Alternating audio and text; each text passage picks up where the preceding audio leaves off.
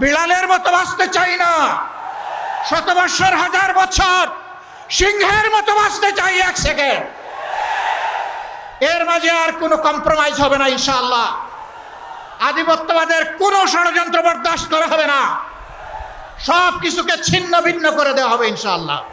আর জুলাইয়ের সাথে যারা বেঈমানি করবে তাদেরকে ছাড় দিয়ে কথা বলা হবে না। বিশেষ করে যুবকদেরকে অনুরোধ করব, তৈরি হন। বলবেন আর কতবার জীবন দেব? দেশের জন্য যতবার প্রয়োজন আমিও তোমাদের কাতারে দাঁড়িয়ে বলছি, আমিও যুবক, জীবন দিতেই থাকবো ইনশাআল্লাহ। আজকে যে মঞ্চে আমরা এখানে দাঁড়িয়েছি, এই মঞ্চের সাথে দুইটা জিনিস কখনো যাবে না, একটা আধিপত্যবাদ আর একটা ফেসিবাদ। এই দুইটাকে এই মঞ্চ কখনো কবুল করবে না, বরদাস্ত করবে না।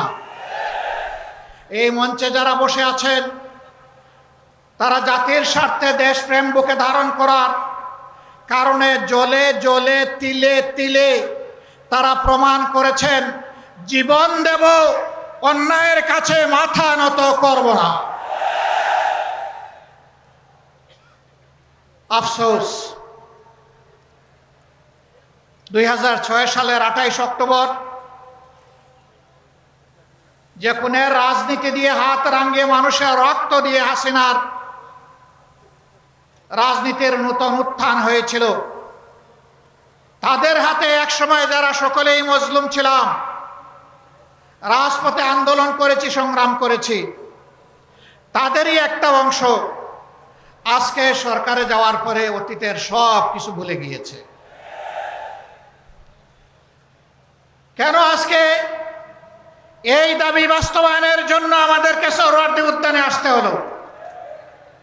তারা জাতির সাথে বিশ্বাসঘাতকতা করেছেন, এই কারণেই আসতে হলো। তারা স্বীকার করতে বাধ্য হয়েছেন জুলাই সনদ বাস্তবায়নের কার্যকরী আইনি পদ্ধতি হিসাবে গণভোটের কোনো বিকল্প নেই। এই জন্য সেই গণভোটের প্রস্তাব তাদেরই একজন করেছিলেন। তাদের নেতা নির্বাচনী প্রচার অভিযানে শহীদ আবু সাঈদের স্মৃতিবিজড়িত রংপুরে গিয়ে বলেছিলেন, প্রিয় দেশবাসী, ভোট দিবেন দুটা, একটা দিবেন আমাদের মার্কায়, আরেকটা দিবেন গণভোটে। আপনারা সকলে গণভোটে হা বলবেন। এখন তারা বলছেন গণভোট অবৈধ। পার্লামেন্টে আমরা জিজ্ঞাসা করলাম, এটাকে নির্বাচনের পরে অবৈধ হলো না আগেই অবৈধ ছিল? তারা কোনো সময় বলেন আমরা 4টার মধ্যে 3.5টা মানি, কোনো সময় বলেন যে পুরাটাই অবৈধ। আমরা বলেছি পার্লামেন্টে, আপনারা দেখেছেন একই আদেশে 2টা ভোট, গোস্ত হালাল কিন্তু শুরুয়া জুল হারাম। এ সুবিধাবাদী মানসিকতা। আমাদের সম্মানিত সহকর্মী এবি পার্টির চেয়ারম্যান বলেছেন, 71 সালে জনগণের রায়কে অমান্য করার কারণেই একটি যুদ্ধ অনিবার্য হয়ে উঠেছিল। যারা রায় অস্বীকার করেছিলেন তাদের পরিণতি ভালো হয়নি। এবারও যারা রায় অস্বীকার করছেন তারা নিজেদেরকে মুক্তিযুদ্ধের অবিসংবাদিত অংশ মনে করেন। আমরা বলি সেই মুক্তিযুদ্ধকেই সম্মান করে আবার রায়টা মেনে নেন। এই রায় মেনে নিলে আমরা এই স্টেজে দাঁড়িয়ে এই দাবিতে আর বক্তব্য দেব না। কিন্তু এই রায় যদি না মানেন, মহান আল্লাহকে সাক্ষী রেখে বলছি, এই রায় বাস্তবায়ন না হওয়া পর্যন্ত আমাদের আন্দোলনে আমরা কোনো ধরনের বিশ্রাম নেব না। আন্দোলন চলবে সংসদে, আন্দোলন চলবে রাজপথে। নাহিদ ইসলাম বলেছেন, একসময় রাজপথ আর সংসদ প্রয়োজনে একাকার হয়ে যাবে। রাজপথ আর সংসদ একাকার যেদিন হয়ে যাবে, সেদিন বালুর বাদ দিয়ে নদীর জোয়ার, সমুদ্রের জোয়ার থামাতে পারবেন। ফ্যাসিবাদীরা বিভিন্ন ন্যারেটিভ তৈরি করে, বয়ান তৈরি করে জাতিকে বিভক্ত করেছিল। আর আপনারা নির্বাচনের আগে বলেছিলেন, আমরা নির্বাচিত হলে, সরকার গঠন করলে সবাইকে নিয়ে আমরা সরকার গঠন করে দেশ চালাবো। এখন আপনারা কি করছেন? এক দলকে পাঠিয়ে দিচ্ছেন পাকিস্তানে, আরেক দলকে পাঠিয়ে দিচ্ছেন পেশোয়ারে, আরেক দলকে পাঠিয়ে দিচ্ছেন আরো কোনো দেশে, আর নিজেরাই দেশের জমিদারি দখল নিতে চাচ্ছেন। মনে রাখবেন, জুলাইয়ের দুইটা স্লোগান ছিল বড় শক্তিশালী। একটা ছিল উই ওয়ান্ট জাস্টিস, আরেকটা ছিল দেশটা কারো বাপের নয়, এদেশ বাংলাদেশের জনগণের।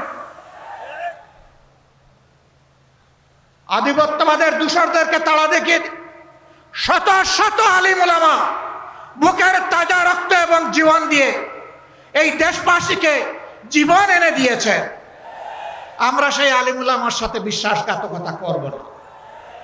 আমাদের যে যুব সমাজ, যে শ্রমিক সমাজ, যে কৃষক সমাজ, আপামর জনগণ, এমনকি 4 বছরের শিশু জীবন দিয়ে আমাদেরকে ঋণী করে গিয়েছে, আমরা তাদেরকে কথা দিচ্ছি, আমরা তোমাদের সাথে বেঈমানি করব না। তোমাদের স্বপ্ন বাস্তবায়নে আমরা অবিচল সামনে এগিয়ে যাব ইনশাআল্লাহ। আমরা গভীরভাবে আস্থাশীল, ইনশাআল্লাহ আমাদের নয়, জনগণের বিজয় হবে ইনশাআল্লাহ।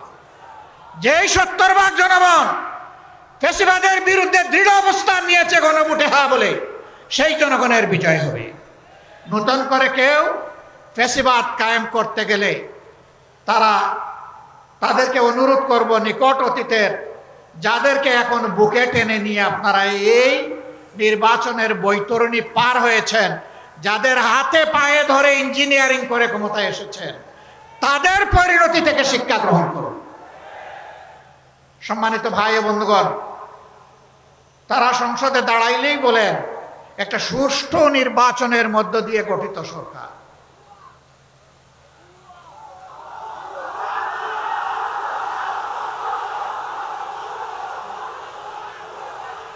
সরকার যদি সুষ্ঠু নির্বাচনেই গঠিত হয়, তাহলে বারবার দাঁড়াইয়া বলতে হয় কেন? মেকিয়াভেলির একটা কথা আছে, তুমি যদি কোনো মিথ্যাকে এস্টাবলিশ করতে পারো, তাহলে একবার বললে হবে না, শতবার বলতে থাকো। হ্যাঁ, ইতিমধ্যে রাজসাক্ষী 2 জন পাওয়া গেছে। একজন সাবেক সরকার, এই ইন্টারিম গভর্নমেন্টের একজন উপদেষ্টা, তিনি বলেছেন আমরা ওদেরকে মেইন স্ট্রিম হতে দেইনি, ওরা পাওয়ার কথা ছিল 168, আমরা এদেরকে নামিয়ে এনেছি 68-তে। তাইলে তিনি স্বীকার করে নিয়েছেন যে একটা নিরপেক্ষ সরকারের অংশ হয়ে তিনি দেশবাসীর সাথে বিশ্বাসঘাতকতা করেছেন। তিনি বলেন নাই যে আমি নামিয়ে এনেছি, বলেছেন আমরা নামিয়ে এনেছি বহু বছর। তাইলে বাকি বচনগুলা কারা? এদের চেহারাও জাতির সামনে আপনি একটু বলে দেন, একা এ দায় নিবেন কেন? আরেকজন সংসদের ভিতরে স্থানীয় সরকার পল্লী উন্নয়ন প্রতিমন্ত্রী, তিনি বলেছেন যুবকরা ছাত্ররা আন্দোলন করে ফ্যাসিবাদের পতন ঘটিয়েছে, আমরাও ছিলাম। তবে ডক্টর মোহাম্মদ ইউনূস ক্যাপ্টেনের হাতে লন্ডনে গিয়ে পতাকা দিয়ে এসেছেন, ক্যাপ্টেনের হাতে নাকি ট্রফি দিয়ে এসেছেন। ট্রফি যদি আগেই ক্যাপ্টেনের হাতে চলে যায়, তাহলে এটা ছিল নির্বাচন নামের তামসা।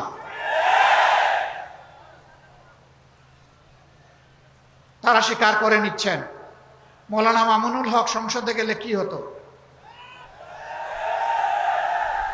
যা হতো এর ভয়েই তাকে আটকে দেওয়া হয়েছে।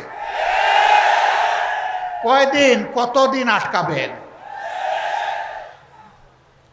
ইনশাআল্লাহ দেশপ্রেমিকরাই বাংলাদেশ আগামীতে পরিচালনা করবে ইনশাআল্লাহ। তৈরি হন, লড়াই চলবে, থামবো না, চালিয়ে যাব। জনগণের অধিকার আদায় না হওয়া পর্যন্ত জীবন যাবে, কিন্তু মাথা নত করবো না ইনশাআল্লাহ। আজকের এই সমাবেশ থেকে আমরা আরেকবার প্রতিজ্ঞা নিলাম, ইনশাআল্লাহ জুলাইকে সম্মান করব, বুকে ধারণ করব, জুলাইয়ের সাথে বেঈমানি করব না। আর জুলাইয়ের সাথে যারা বেঈমানি করবে তাদেরকে ছাড় দিয়ে কথা বলা হবে না। বিশেষ করে যুবকদেরকে অনুরোধ করব, তৈরি হন। বলবেন আর কতবার জীবন দেব, দেশের জন্য যতবার প্রয়োজন আমিও তোমাদের কাতারে দাঁড়িয়ে বলছি, আমিও যুবক জীবন দিতেই থাকবো ইনশাআল্লাহ। বিড়ালের মতো বাঁচতে চাই না, শত বৎসর, হাজার বছর সিংহের মতো বাঁচতে চাই 1 সেকেন্ড। এর মাঝে আর কোনো কম্প্রোমাইজ হবে না ইনশাআল্লাহ। আধিপত্যবাদের কোনো ষড়যন্ত্র বরদাস্ত করা হবে না, সব কিছুকে ছিন্ন ভিন্ন করে দেওয়া হবে ইনশাআল্লাহ। সবাইকে আবারও আরেকটি অনিবার্য লড়াইয়ের জন্য প্রস্তুতি নেওয়ার আহ্বান জানিয়ে আমার বক্তব্য এখানেই শেষ করছি। আল্লাহ হাফেজ। বাংলাদেশ জিন্দাবাদ, বাংলাদেশ খেলাফত মজলিস জিন্দাবাদ। আসসালামু আলাইকুম ওয়া রাহমাতুল্লাহ। শুকরিয়া আমিরে জামাতকে।